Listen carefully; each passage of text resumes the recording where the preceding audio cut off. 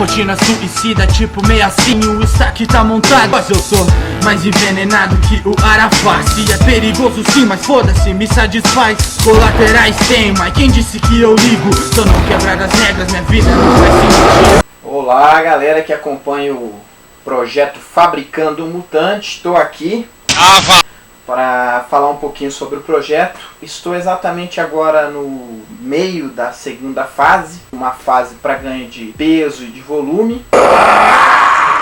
Para vocês que não sabem sobre hormônio, tudo tem que ser bem coordenado, tudo tem que ser no seu tempo certo. É necessário um tipo de paciência aí com as transições, tanto com relação à dieta, treino e também com relação à hormonização. Bom, vamos falar aí sobre a parte de dieta, né? O pessoal questionou aí, eu postei algumas fotos, acho que no Instagram, postei também um vídeo aí sobre comilanças, orgias alimentares. Essas comilanças envolvem o quê? A quantidade proteica fica algo em torno de 3,5 gramas por quilo corporal. Tento retirar essa quantidade proteica dos alimentos magros, aí, carne vermelha magra, carne branca. Peixe eu não gosto e é caro pra caramba, então eu evito. Eu gosto bastante de frango. Com relação à parte suplementar também, eu tiro bastante proteína de albumina. Você tá porra! E de whey protein. Então eu tenho usado bastante o whey protein, justamente pela dificuldade que é você ter uma rotina alimentar com uma quantidade tão alta de proteína. E daí gera um outro problema, porque eu já vinha de um cut muito longo, de 3 meses. Então meu estômago, vou explicar para vocês um pouquinho da anatomia humana. O estômago humano, ele é um músculo liso. Então da mesma maneira com que ele pode aumentar de tamanho, ele também diminui. Então, como eu estava numa dieta hipocalórica com uma quantidade pequena de alimentos, meu estômago estava pequeno. Então, para eu conseguir atingir uma quantidade calórica decente, para poder usar hormônios numa quantidade decente também, porque não adianta você se entupir de esteroides anabolizantes se você não tiver matéria-prima para construção de massa muscular. Que isso vai envolver proteína, vai envolver também carboidratos e calorias na dieta. E eu tenho certeza de que se eu comesse limpo, eu não conseguiria atingir uma quantidade expressiva calórica para conseguir aumentar aí as minhas perimetrias, meu volume muscular e chegar num peso legal. Estou atualmente com 92, 93 quilos, então eu tive que apelar aí para comidas muito calóricas, pão normal, doce, pizza, então fui em vários rodízios de pizza, enfim, eu usei e abusei de todas as calorias. E ao mesmo tempo também que eu ia acompanhando com adipômetro, isso aí eu vinha fazendo dia após dia, acompanhando o peso, dobras cutâneas e tal, para não deixar o BF subir. E eu observei que utilizando uma quantidade ainda relativamente baixa de drogas, treinando pesado, cortando todo tipo de aeróbico e termogênico, eu não conseguia acumular gordura numa quantidade grande. Eu acumulei pouca gordura, muito pouco mesmo. Agora, desse meio para frente, a dieta começa a tomar um rumo diferente. E agora, com relação à hormonização, é que a brincadeira começa a ficar um pouco mais com cara de atleta, um pouco mais interessante sobre certos aspectos, né? Vou falar agora sobre as drogas que eu utilizei no começo dessa segunda fase, né? Nesse primeiro mês dessa segunda fase. Eu usei um bulk stack, tá aqui. Nesse bulk stack aqui você vai encontrar esse cipionato de testosterona e ela se adapta muito bem à fisiologia humana. Também o Fortest ou a Durateston, que é uma testosterona que eu sempre me dou super bem com ela. E a Boldenone. Falando sobre as demais drogas que eu utilizei, eu usei um pouco de Deca.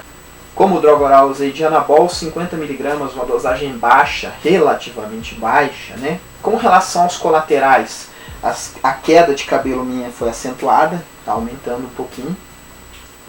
Espinhas começaram a aparecer algumas, muito poucas. Eu sempre tive uma genética para poucas espinhas, poucas acnes.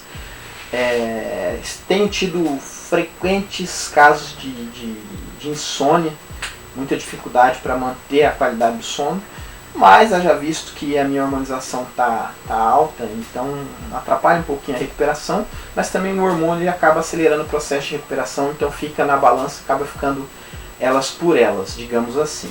Tenho tido muita dificuldade para comer, a quantidade de alimentos é muito grande, então eu tenho tido dificuldade mesmo para comer. Eu me sinto como se eu fosse explodir, como se eu tivesse inchado, estufado, né? Porque ganhar 10 quilos assim num período curto é uma coisa um tanto quanto complicada, né? Para o seu corpo se adaptar a toda essa situação. Mas a aparência já começa a chamar atenção, o pessoal já fica meio chocado assim quando tiver a primeira vez. A qualidade eu perdi boa parte dela.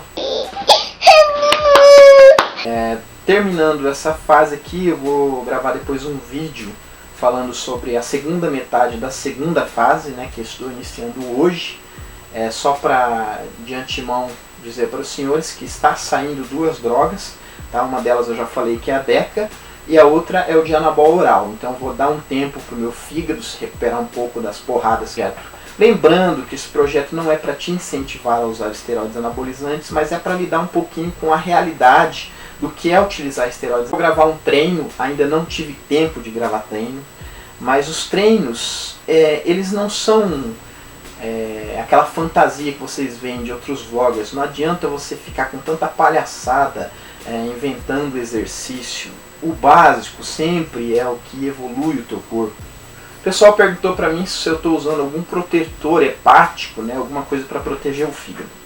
Bom, ao meu ver, isso tudo aí não é muito realista, tá?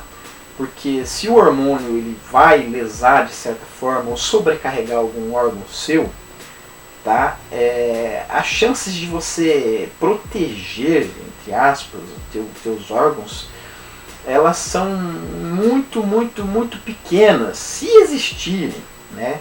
E algumas coisas que o pessoal anda utilizando, segundo algumas literaturas, mostram que são recuperadores hepáticos, não escudos, ou seja, ele não vai proteger o teu fígado. O exemplo disso é a silimarina, né? O pessoal usa para proteger. E ela não protege, ela ajuda o seu fígado a se regenerar. Então, é muito mais viável o seu produto quando você para de usar hormônio ou quando você está usando uma dosagem muito mais baixa, que o pessoal chama de cruise ou TRT, né? Enfim, quando você usa dosagens próximas às naturais e você tem a chance de recuperar aí todo o seu organismo. Bom, espero que eu tenha tirado algumas dúvidas e esclarecido um pouquinho sobre esse meio de segunda fase. A terceira fase está vindo aí. Ela é cavernosa, é cabulosa. Aguardem os senhores que aí vocês vão entender como que um mutante é feito, tá bom? Um grande abraço a todos vocês. Quem gostou, dá um like no vídeo, compartilhe esse vídeo, tá? Deixe aí os seus comentários, as suas dúvidas que eu vou tentar esclarecer ao longo dessa série Fabricando um Mutante, tá bom? Um grande abraço a todos vocês, fiquem com Deus e até o próximo vídeo. Tchau! Calculada, algo quase religioso, tudo tem hora marcada, sem tempo ocioso.